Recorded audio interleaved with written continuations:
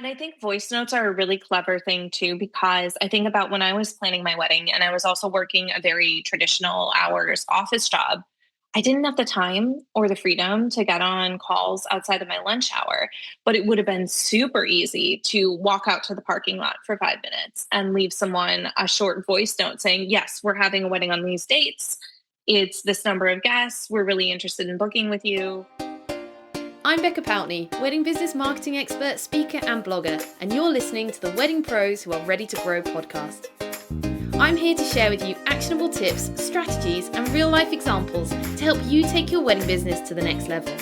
If you are an ambitious wedding business owner that wants to take your passion and use it to build a profitable, sustainable business doing what you love, then you're in the right place. Let's get going with today's episode. Today, I'm chatting with Andrea Shah, a wedding industry copywriter for creatives and educators. She loves helping small business owners just like you get clarity on just how brilliant they are. In her opinion, your website copy isn't just about words. Instead, your copy should be an entire vibe. She is truly fabulous, and I cannot wait to catch up with her. Andrea, welcome to the podcast. It's so good to be back. I'm so excited. Yes, well, I should have said, you're right. Welcome back to the podcast. Now, I did a deep dive to see when you were last on the podcast. I've been asking this trivia question to quite a few of my guests recently because they are repeat guests. And I was like, right, I started my podcast in 2022. We're now in 2026. Any guesses where in that time period you last appeared on the podcast? I think it was like early 2023 because 2023 is the year we first met at Wedding MBA. And so I knew you from the podcast. So sometime before then, I'm guessing you have the answer. I have the answer. You're right on the money though. You were episode 49. So we're well in the 200 now. So you were in the first 50 episodes of the podcast. February 2023 was your last appearance. So if people want to go listen to what we talked about back in 2023, go find episode 49. But wow, what a long way we've come in 3 years. We've met multiple times. We've worked together multiple times. We've spoken on stage together. Well, not actually together, but in the same place at Wedding MBA. And it's great to continue on that journey and see how far you've come, see how far I've come.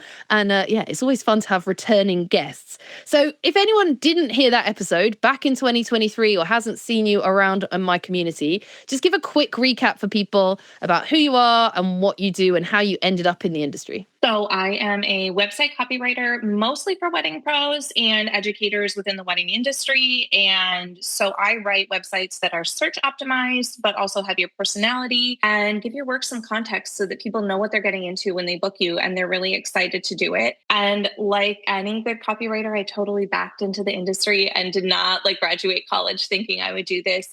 But I worked for a while with a company that built websites, and it was kind of a gradual process from there. And then when I worked with someone in the wedding industry for the first time, I absolutely fell in love with it. And now I have the best job ever. I get to go to really great events and meet creative people. And it's so much fun. It's such a pleasure. And which parts of your job do you like the most? So if I was to come to you for some copy, do you love writing web pages? Do you love writing emails? Do you love social media copy? What's your favorite thing to do? Websites, 100%. I love writing someone a good website because that's kind of like your hub, right? That's where your social is going to send people. That's where your email is going to send people. And it's one of the best ways to just showcase that balance between your beautiful images of whatever work you do and why your work is worth what you charge. And I absolutely love what I said about you in the intro about how you want your copy not to just be words on a website, to be an entire vibe. And I think even more so than when we last spoke in 2023, that's really needed right now in our marketing. People buy from people. That's always been the same. But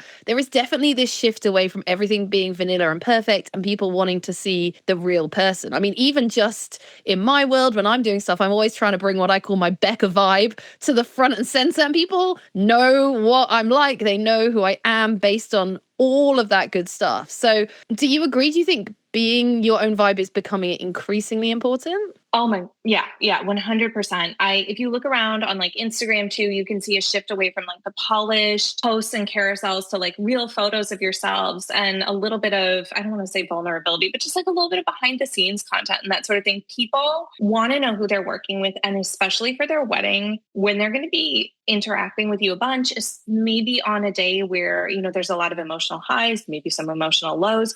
They want to trust you. They want to feel like you're someone they can really let into their world. world. And if you don't have any personality on your website, it's going to be really hard for you to outrank or outperform the person who does. Yeah. And I mean, I've leaned really hard into that and I love it. But I also know that a lot of people I work with, the thought of it feels scary. So I definitely see people pushing back and going, oh, I don't want to look unprofessional. What if they don't like musical theatre and you're talking about it? So when people say to you, oh, I don't want to go that far, how do you encourage them that it's a good thing rather than looking unprofessional? So I feel like professionalism is all about how you deliver, right? If you deliver good work, you're timely, you communicate well, you're awesome to be around, the way you show up online doesn't have to be quote unquote professional. And it really depends. Everyone's a little bit different. So there are people who could swear up a storm and they still show up and they deliver amazing work and they're booked out. And then there are people who are a little bit more reserved. And it's okay if you're a little bit more reserved. You just have to find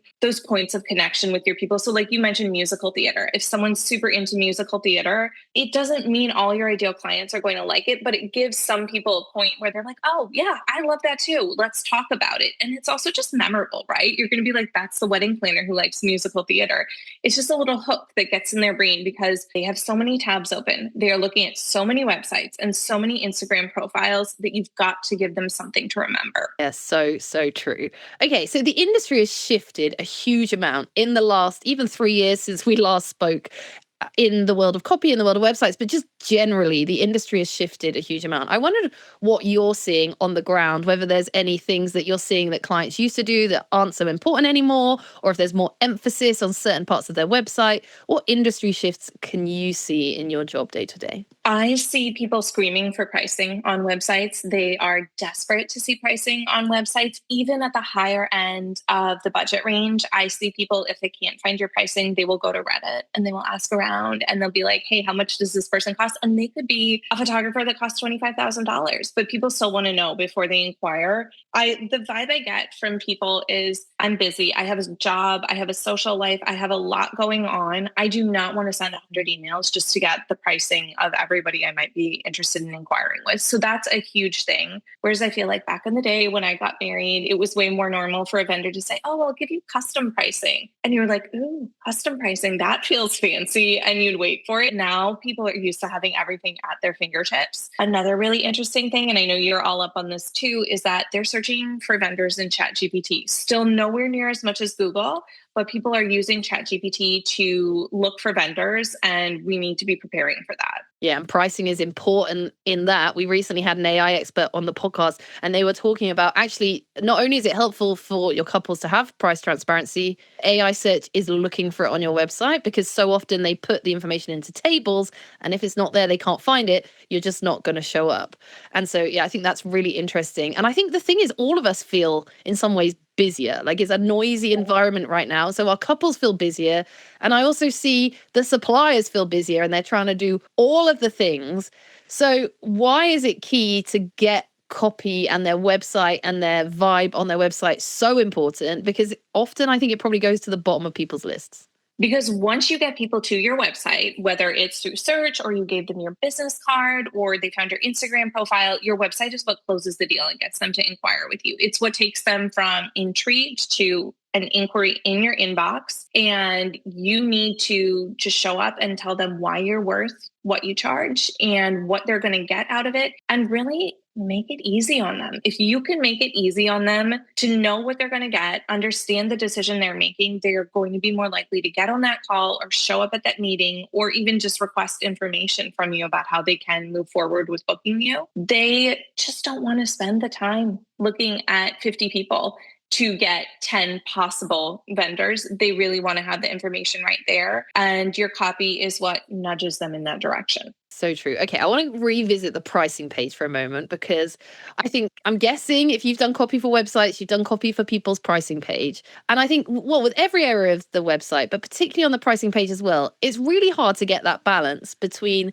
being clear and direct and also having that personality and that vibe. Because, for example, a pricing page, ultimately, if you want everyone to know it's pricing, we can call it pricing. Whereas I think sometimes people are worried if they use a copywriter that will come up with some flowery word for it to make it sound really exciting, but then it doesn't really work with the AI search or the SEO. So how do you make sure that you balance that creativity, but also making sure it's working for the business? I do feel like your pricing page is the place to be clear over clever, which isn't to say we can't have a little personality on it, but we want to make sure that, especially if you're a business that does packages, you want to, like, I've worked with Mike, the DJ, and we have done a pricing page for him, which is very package based. It's not, there's no questions. Like, you don't leave that page with any question in your mind about what it's going to cost to book him. You go through the packages, you look at the add-ons, and you can whip out your calculator and know before you even inquire. And I think that's so valuable to people who are looking. You still get a sense of his personality. There's still a fun headline. We've organized it, with frequently asked questions and that sort of thing, in a way that makes it easy to read. But they want that information straight up there. And yeah, we don't want to use super flowery terms for it. I am anti-flowery words in like the navigation on your website and that sort of thing. Like, if people are looking for a blog, I know it's an ugly word, but call it a blog. That's what they're looking for. We make all of these decisions in split seconds about our websites, or when we're searching a website, we make split second decisions. And if you cause any friction, if you make it harder for them, they'll close out the tab and move on. I really like the phrase you said. I've written it down. Clear over clever. The pricing page is a place to be clear over clever. So I love that term. So let's think of the website as a whole then for a wedding professional. Are there places on your website where you can try and be more creative and more clear, like more creative? And are there places where you absolutely need to just be clear? And how do we work that out? Yes. So I think on your homepage, what goes at the top of your homepage is another place where you need to be clear, first of all. And then if you want to have a pretty, descriptive tagline, you can. But if you are a wedding planner and you're based in London, you need to tell people straight up you're a London wedding planner, because you have such little time to make that first impression. And they need to know, I always say, when your homepage loads, they need to know right away who you are, what you do, where you are, if location matters for the type of service you're selling, which isn't true for everybody. Then you can have a fun tagline. And then later down the homepage, you can do some storytelling. You can talk about the experience you create for people. You can get a little creative. Same with your about page. I don't want to read an about page that reads like a LinkedIn page. I want to know who's behind this. I want to know how you started this work, what interesting experience you bring to the job that's going to make you the person for it. Whereas your pricing page, the top of your homepage, and I would also say your contact page, don't get too fun and funky with the questions on your inquiry form. Keep it short, keep it relevant. And I always say, ask an open-ended question and give the yappers room to yap about their wedding, but know that there are also some people who just want to be like, we're having a wedding in Edinburgh on this day. We're expecting 200 people. And that's all the details you're going to get from them in the very beginning. And that's fine too. And then you have someone else who's going to tell you their entire love story, start to finish, in that little space on your form. Give them each the option to do that, and just let them fill in what details feel relevant to them. That's so interesting. It's actually bringing up something in my mind. Sometimes I spend a lot of time when I'm working with clients and we're looking at their form, deciding which fields should be, you have to fill them in, and which fields should be, you don't have to fill them in. Because I think sometimes we have a tendency to just set the form up and make everything that it has to be filled in. And actually, we do need to go into that granular detail on such a small point, because actually we don't need everything. We only need the basics. And so I always say, things like wedding date, I often put on people's forms, wedding date if known, because sometimes if we just put wedding date and you have to put in a date on a calendar and they haven't decided yet, but they're genuinely interested, we're counting them out immediately. Mm-hmm. And so it's just thinking things through like that. I think the detail is really important, where it needs to be really clear and easy, and where we can be clever. And I always say this, copywriters always have the best about pages. I love all of the copywriters I work with. I go to your about pages and they're always so fun and full of personality. I think we all need to have better about me pages. But I think, again, it goes to the bottom of the pile. I feel like that about my about page. I think, I don't really care what it says, but actually I should. I should care what it says. And I probably have the most creative freedom there. So here's a little reminder to people, go update your about page and make it sound a little bit more exciting than it is. Now, Andrea, you. And I also, go for it. Sorry. No, you go for it. I was going to say, on your about page, the other thing I love to do is, a lot of times, if you've been in any industry before, the wedding or the events industry, a lot of times people are like, well, that's not relevant, I'm going to leave it out. But sometimes there's a really interesting story there that informs your work. And that's one of my favorite things to dig into.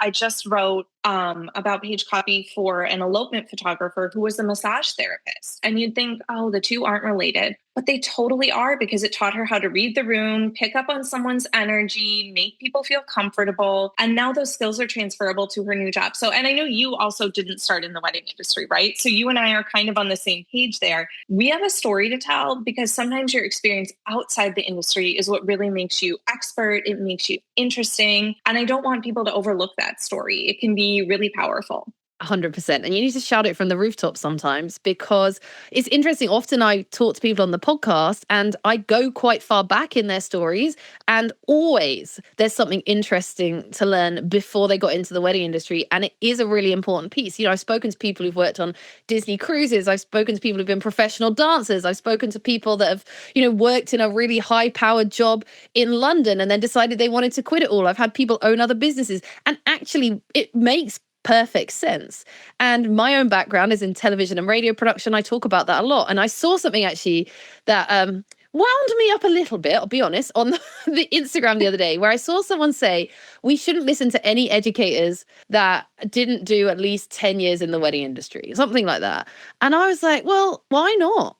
Because actually, maybe, someone who's worked as a photographer for 10 years doesn't have as much marketing experience as someone who's done marketing for television and radio and big brands. And so actually, it's a falsehood sometimes. And actually, what we have done in the past could make us more valuable, not less valuable. And I think sometimes people are scared of saying that. Like, it's easier to be like, oh, I was a planner for 10 years and now I'm an educator. But that doesn't necessarily mean if you weren't a planner for 10 years and you just did something else that you can't help educate, because you probably have a lot of real world experience in that. Yeah, absolutely. I agree with you. And also sometimes people from outside of the industry can look at things with a fresh perspective, and things that are obvious to you, or things that are like in your business, you get in the weeds in your business, you're in the day-to-day, you're dealing with all this stuff, and you need someone to come in and tell you there's an easier way to do this, but you're having trouble seeing it because none of us can see our own business clearly sometimes, like we all need a board of advisors to come in and tell us, like, okay, clean this up. It's really obvious to me. And I say that as a copywriter writing my own website copy. I've had people come in and be like, but you do all this awesome stuff and you're not talking about it. And I'm like, oh, I didn't know that was awesome stuff,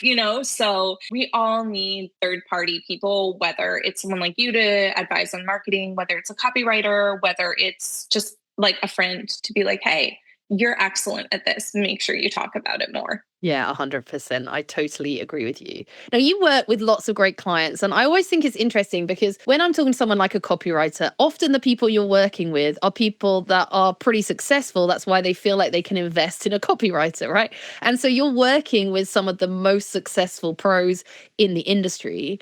Do you see any patterns in those pros' behavior? What are you seeing in those people that are successful right now? What are they focusing on? What's important to them? So I would say that they are working on their visibility. They always have a strategy in place for being visible within the industry, whether that's just attending conferences, speaking at conferences, showing up and creating content online. They have PR is another big one. I don't know how big the wedding PR market is in the UK, but I know in the States, a lot of successful wedding professionals are really invested in getting quoted in major newspapers and magazines, getting their weddings published, all of that stuff. They have a strategy. Everyone's strategy is totally different. Some people are trying to get quoted in the New York Times. Some people are trying to take off on TikTok, but they're thinking about their strategy and they're really doing it. As far as their websites go, I will say that one of the traps I see people fall into is thinking that your industry role model's website is going to work for you, especially photographers, because a lot of times really successful photographers who've been in business for 15, 20 years, they have these minimalist websites with tons of images and all of that, and they're beautiful to look at. But that person's not relying on their website to book them clients. They're just using it as kind of a portfolio. They get their referrals from planners. They're really well known. They've been published in Brides and Vogue. You have to take a slightly different tack if you're up and coming in the industry, and you have to do what's working for people now. You have to think about SEO. You have to think about AI. You have to be active on Instagram. like it or not, these are the things that are working right now. And what's the most important part of what you just said is the most successful pros right now have a strategy. And I think Yes. that is a big learning piece for a lot of people listening to this podcast and a lot of the people I work with one-to-one, where I meet with them. I'm like, right, what they say, what do I got to do? And my first question is, what is working right now? And then they say, I don't know. And so they're going into it cold. And when you haven't got a proper strategy, what happens is you end up doing a bit over here, doing a bit over there, then wondering why that doesn't work. And then signing up for this course, going on to this training, and then you're so buzzy with all of these different ideas, and then you try a bit of everything, and then you get frustrated that nothing works. And actually, if you sit down and you go, right, what's my strategy? I want to be more visible. I want to show up on Google more. I want to show more of my vibe. Okay, well, maybe I need to invest in someone to write some copy for me so that I can do that at the best standard. Or maybe I need to invest in someone to help me make content. Whatever your strategy is will then impact your decisions. But so many people in this industry do not have a strategy. And so if you're hearing this and you're thinking, that's me, then let me encourage you, before you invest in anything else, work out what your strategy is, either alone with an AI tool or in person with someone like me, because we will sit down and do that so you can then make informed decisions and spend your money and your time wisely.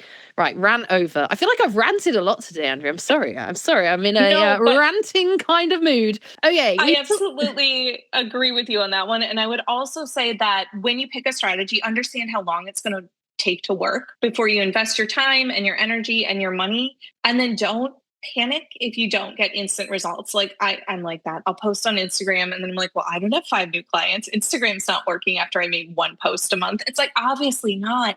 You have to commit some time and energy, and then you have to give things time to work, especially if we're talking about SEO. That does not happen overnight. If you hire someone to do a website, if you have someone do blogging, you are laying the foundations for the future. It's super important. But chances are you're probably not going to get 5 times the traffic the next week after you launch your website. And sometimes this stuff is actually quite intangible. So, for example, let's talk about website design, website copy. It's not that you suddenly update your copy and all of a sudden your ideal clients are flocking to you. Actually, it could just be that more of the people that were coming in the first place are now sticking around for longer or actually filling out the inquiry form. And so if people are trying to do this stuff for a quick fix or an instant result, then they get frustrated. It's actually such a bigger picture thing that they need to look at. And you're right, it's laying that groundwork and then letting it grow over time. And yes, revisiting. And yes, looking at, okay, have my conversions gone up since I updated the copy? But that's not going to happen immediately. That's like in a year's time, look back and then compare the data. So yeah, totally agree. We mentioned a little bit earlier about SEO and AI. And I guess particularly AI now, it's starting to change the game over the last 12 months. We're hearing it talked about more and more and more. We're all using it more. The robots are taking over. And we're using it in a variety of ways. So some people may be using it to come up with their own copy.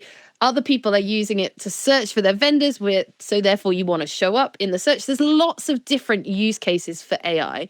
Do you think the rise of AI is impacting the way you are now writing copy for websites? Absolutely. And the advice I'm giving people, and I'm someone who doesn't use AI much in my own work, but I will say that I have to adapt to what couples are doing when they're searching. And so we are definitely taking into account what AI is looking for. You mentioned earlier, it's looking for pricing to put it into tables. And I'm telling people all the time, it's not just pricing, it's your years of experience. It's a few other things that they really want to make those little tables.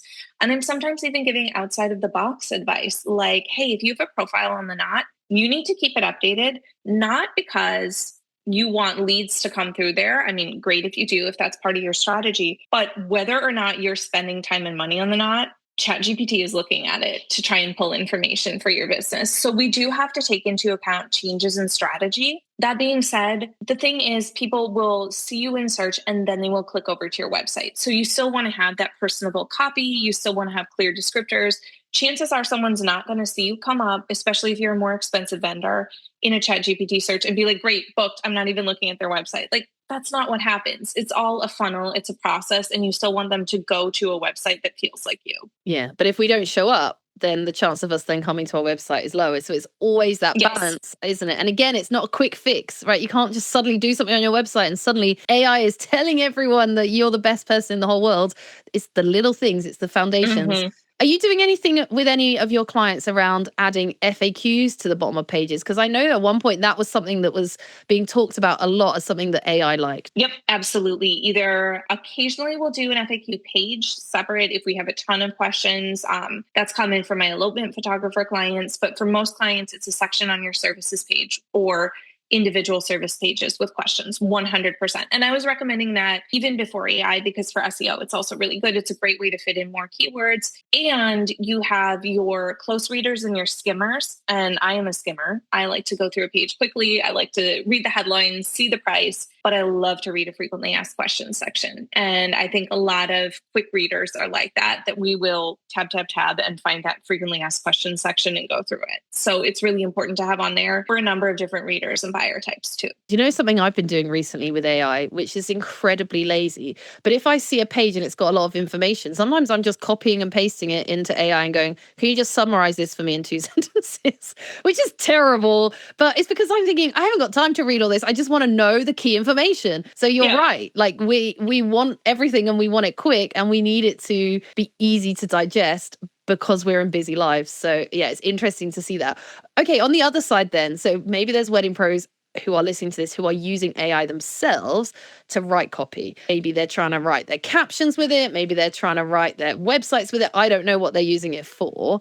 But how, as wedding professionals, do we maintain our unique voice when we're living in this AI bland world? Because I find a lot of the time when we use AI to spit out copy, it makes us all sound the same. And so what we're seeing is everyone's captions are kind of looking the same. Everyone's websites are kind of looking the same. So how do we keep that unique voice? So I would say that obviously edit any copy that you produce through AI, but I would also recommend people stay informed on like the tropes that AI is kind of pumping out. There's a lot of, and they come from real human writers. This is all based on what real human writers did, but AI will latch onto one thing and use it in everyone's copy. So the one I hear about a lot right now is it's not X. It's Y. And everyone's using like formats of that. You want to stay up to date on what those things are so that you know when there are these AI tells showing up in your writing and you can kind of eliminate those, rewrite them, and make sure you sound a little bit more human. Read it aloud to yourself. If it doesn't sound like something you would say, maybe it's not the right copy for your website because ultimately you don't want a mismatch between the way you show up at a consultation and the way your website sounds. You don't want to catfish people. You want them to feel like they've got the real you on your website. And so if your website's copy is AI written and it's super formal and you show up and you're really casual and relaxed and have a totally different vocabulary, people are going to be like, huh,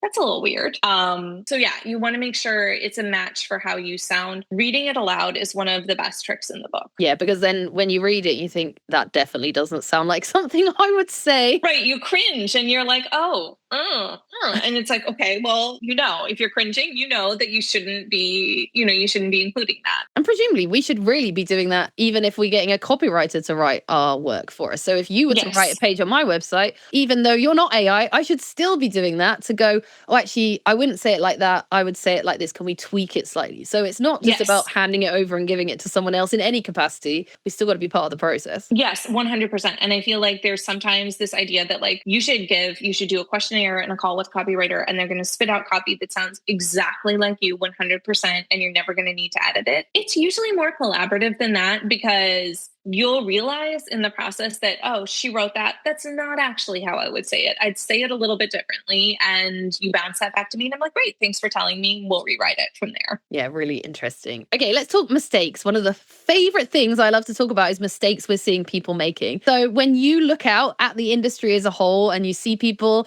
with their websites and their social copy and their email copy, where do you think they're making mistakes? What are some of the common mistakes you see people doing? The number one mistake I see is too much I, not enough you. Your readers are self-interested. We're all selfish, like whether we acknowledge it or not. We're all focused on us and what this person can do for us. And we don't necessarily want to hear I. I really encourage people to look critically at their copy and think about where you can change your I sentences to you sentences and really focus on your reader. That alone will make such a huge difference. The other thing I find is that people are often too wordy and there's a lot of room for trimming. And also, if you're using ChatGPT, that's one of the things that I think it does. There's a lot of fluff in the copy and you really want to trim it out. It's tricky. You want to find a balance because Google does want a certain number of words per page for SEO purposes. But at the same time, we don't want, like you said, you're summarizing pages. You don't want to read 7 paragraphs about the first time somebody took wedding photos or something like that. It's just too much. We need to trim a little bit. That's one of the other mistakes that I see people do. Oh, and one more, you're not putting enough call to action buttons on your web pages, especially because people are using their phones to look at your website and they don't want to scroll super far for a call to action button. Almost always you're not putting enough on your website and you need one more, you need 2 more. Like people are so lazy. We're so lazy and people want just the button to be easier to click. And you might be listening and being like, yeah, but I mean, if they really want to book me, they'll scroll. Maybe, but why not make it just a little easier on them? Yeah, 100%. We should make it easier on them. I think people should have way more buttons on their website. I'm always saying to people the things that you're saying. Why is the first sentence on your website, I'm so and so, and here's what I do? Like, why are we not talking to you? Why are you making me scroll 20,000 miles down this page until I get a button? And I think the other thing that's interesting about what you're saying, yes, we need to balance the copy, but also it's that part that comes with the design, because you can get away with 7 paragraphs of text if the actual design of the page works and it's broken up and it's interesting and it's fun and and it's got headings. So again, so much of what you're doing, the wording, still only works well if it fits nicely with the design element. Yep, it's complemented by the work a designer does. Like a really good designer can take the copy and make it. There's so many fun things you can do with websites nowadays. A bullet point list doesn't actually have to be actual bullet points on a page. It can be cute little squares or whatever that like pop up as people are scrolling. But there's lots of creative ways to display information. A good designer is incredible. I'd say have your copy. If you're looking to hire people to do both, have someone write your copy first so they can hand it off to the designer, and then the designer can make the most of laying out that copy to make it effective. So it works perfectly when you do both things together, because you can have great copy and a terrible design, or great design and terrible coffee, but actually you need both of the things to make the magic work. Yes. Okay, let's talk briefly about email marketing. So I'm going into 2026, we're, Q1 2026, considering email marketing more deeply. I've always loved email marketing. I do think it still works. But I also feel like a lot of people are falling out of love with it in terms of from a consumer point of view. I feel like people are getting wise to the tricks of the trade, and you get these emails and you think, oh, I know why you're sending me that email. Have you got any thoughts about email copy, what's working this year? If you've got any clients or even newsletters that you're subscribed to that work really well and you think, yeah, this is still working in 2026? So I think there's a couple different groups of people who use email marketing differently. So educators like you, newsletters are great. Storytelling-based newsletters are great. People should enjoy reading them.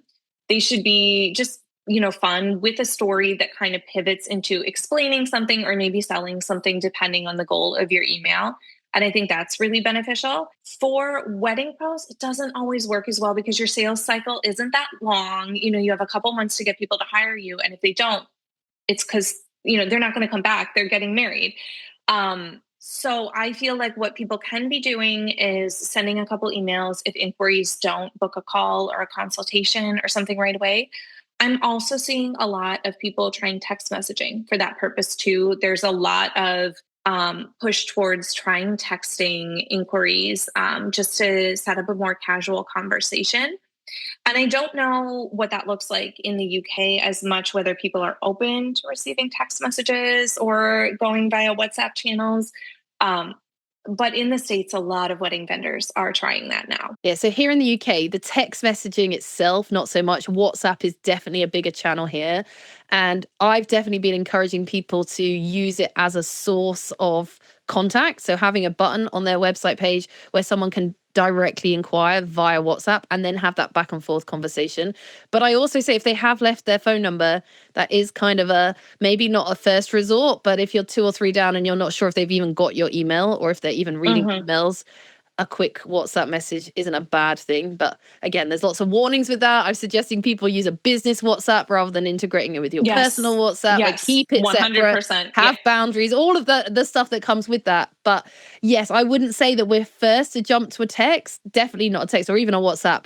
If they inquire, then yes, we want to chat to them in that way. But we are seeing a push towards people wanting that more informal conversation. I'm sure you're seeing that too. Like, people would rather just send a couple of texts rather than read a big long email. And even I do that sometimes. Sometimes I think, oh, I could email Andrea about moving this appointment, but instead I'd rather just voice note her, or I'd rather just send her a quick message on Instagram because it's quicker for me, it's quicker for her, and otherwise it's going to get lost in email. I think, well, if I'm doing that, then consumers who are younger than me and planning their wedding and are overwhelmed and working full-time jobs are probably thinking the same thing. And I think voice notes are a really clever thing too, because I think about when I was planning my wedding and I was also working a very traditional hours office job. I didn't have the time or the freedom to get on calls outside of my lunch hour, but it would have been super easy to walk out to the parking lot for 5 minutes and leave someone a short voice note saying, yes, we're having a wedding on these dates. It's this number of guests. We're really interested in booking with you. I think that sometimes we get so hung up on our own boundaries that we resist communicating with our clients the way they want to communicate with us. And I think you have to find a balance. Obviously, you don't want to be texting people at 3 a.m. or anything like that. What you said about having a business WhatsApp, so there's some separation, is really important. But I do think sometimes especially as we get older, I'm not as young as I used to be, we resist like new forms of communication, or we'll be like, why don't they just pick up the phone and call us? That's not the way they work. And if you have all the leads you can handle without trying new things, then keep on keeping on. Don't feel like you have to change things. But if you are sitting here listening and you're thinking, I don't get as many leads or people are ghosting, then I encourage you to open your mind a little bit to different ways of communication and see if having people send you voice notes or WhatsApp you is going to turn into more like consultation calls or more bookings, because you'd be surprised. And to follow on from that, actually, even if you are someone that's got a lot of leads coming in right now, you also don't want to be the person that then suddenly gets left behind. So although you may not need to make changes immediately, you may want to start investigating and adding on little things, because otherwise what you see is someone's really successful, and then for the next 2-3 years everyone else has moved on, they're still really successful, they keep doing the same things, and then suddenly they hit a wall and they're so far behind and their inquiries drop off. So whether you've got loads of inquiries right now or none, like, keep on top of what's going on. Even if you don't need to make drastic changes, at least pay attention, keep in the know, go to the conferences, listen to the podcast, keep notes for later, because especially in this industry when it is so cyclical, you need to know that you'll keep on getting new clients, and that can just stop if the stuff you're doing is drying up. So yeah, keep on top of the game wherever you are. And I think, going back to my question earlier about who are the most successful pros that we work with, in my mind, when I work with really successful people, they're just because they're successful, they haven't stopped doing stuff. So they're successful because they're always keen to learn. They're always putting themselves in rooms with other people, even though they've already got a big network. They're always trying to grow that network or increase that network, or make that network better. It's actually often the businesses that aren't as successful that aren't doing the things they need to be doing. That, and I would also say that the most successful people we know don't just have one channel for their marketing. They are always across a couple of channels, and they're different. Like, you talk about someone like Elizabeth, who is on TikTok all the time. I have other clients who are hugely successful who don't touch TikTok, but they've got a wait list, they've got a website, they're really invested in blogging, they're on Instagram 5 times a week. You've got other people who maybe they don't do social as much, but they are at every conference and they are building a referral network that's really great. Everyone needs at least 2 or 3. We've seen here in the States, they're always like going back and forth on whether or not to shut down TikTok. And it's like, if you put all your eggs in the TikTok basket, or you put all your eggs in the Instagram basket, things can change. I strongly encourage you to have more than one channel, so that if one drops out for whatever reason beyond your control, you're still not at zero. You can always build back up on social and whatever, but I really encourage people to have a couple avenues of getting clients to you. And always have that strong website to fall back on, because that is yours. Yep. And that stays there. And if TikTok suddenly shuts your account down, like, we had a client that we were working with a lot, like a huge TikTok following, and they woke up one morning and TikTok had banned them. And so they're now having to fight to get that back open. But it's scary. It can just happen overnight. That doesn't mean we shouldn't do it. But we need that presence elsewhere so that it can, we've got it there in the background if we need it. So what do you think's next for our industry then, Andrea, as we go through 26 into 2027? Do you foresee anything coming in the world of copy? Do you think there's going to be any big changes, or do you think it's more about just keeping on doing what we're doing? I think where there's room for a lot of change is educating people about what things cost. Because one thing I've been noticing is that clients are frustrated. They have an Instagram feed or a TikTok For You page full of gorgeous weddings. And they're like, oh, yeah, I want that. I want that. And they have no idea how much any of it costs. And when some influencer has a big wedding, there's not a price tag attached. Nobody's telling you that that floral installation you like costs $60,000 or whatever. And I think where I'm seeing people go is on their websites, on their socials, educating people a little bit more about what these things cost. So there's not this like major disappointment. Instead, we should have a rough idea that like, yeah, that wedding costs $2 million. And you're not going to be able to pull off the exact same thing with even a tenth of that budget, because people are really frustrated. They feel like they see all these beautiful things. They also see AI mock-ups and of things that are like practically unachievable. And there's a little bit of frustration right now. And I think there's room for a lot of wedding pros to step into that gap and educate people a little bit without being too didactic. Educate people and say, you know what, like, let's take a celebrity wedding and break down what I think their florals cost or whatever, and play around with that content a little bit would be a really good way to get yourself seen and to position yourself like you're on their side. Because I do think that a lot of people feel like the wedding industry here is their enemy and, it's a scam. They're just trying to, I'm like, I know that a wedding photographer who charges X amount of money for a wedding isn't taking all of that money home.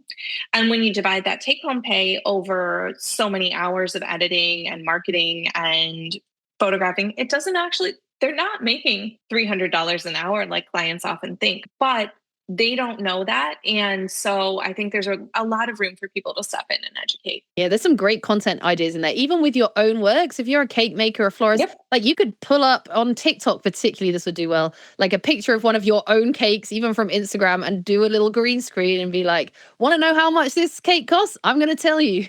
And just literally say, this is what it is. This is why it costs this much. This is how long it took me to make it. This how long it took me to ice it. It would have been cheaper if they'd have only had 2 layers and it would have only cost this much. Like people love that, because I also am seeing a lot of ranty content from brides and grooms right now going, why do vendors not put their prices on their website?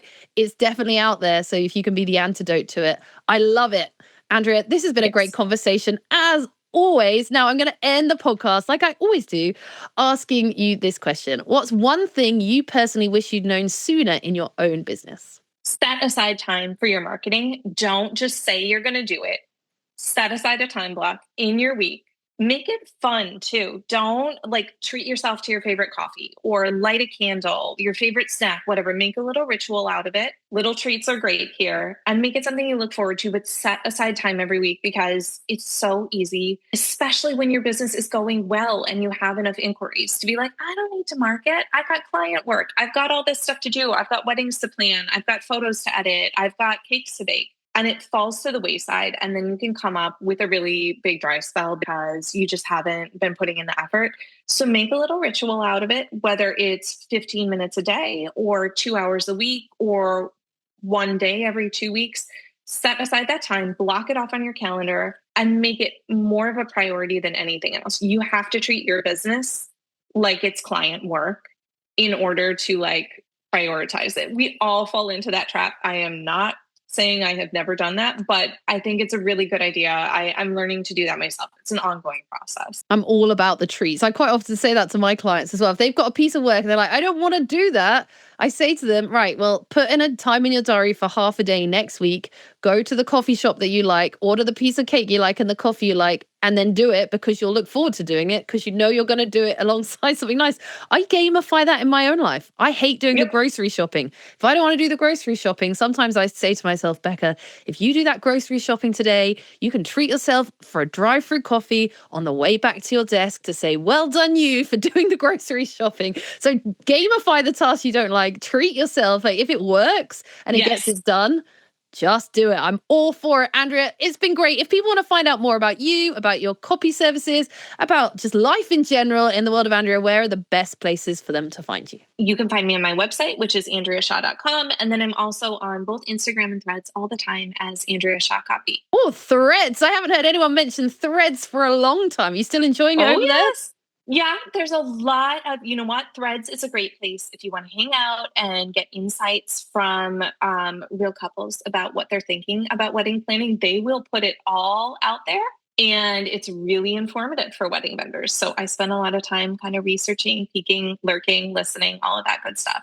Love that. Well, maybe there's something that people need to do and go and have a little browse over their cup of tea. Go and have a look at what people are seeing and saying on Threads. Andrea, it's been so much fun talking to you. I hope to see you in person somewhere very soon. But thank you so much for your time. Thank you for having me. So good to have Andrea back on the podcast. I think it's really interesting to revisit guests that I've had on the podcast before to see how the industry has shifted, to see how what they're teaching has changed and how what matters has also changed over the last few years. I hope that you've taken a lot away from today. Go and audit your own copy. Are you talking too much about yourself? Can you start talking about your couple more? And are there simple tweaks you can make, like the name of your pricing page? I'll see you next time.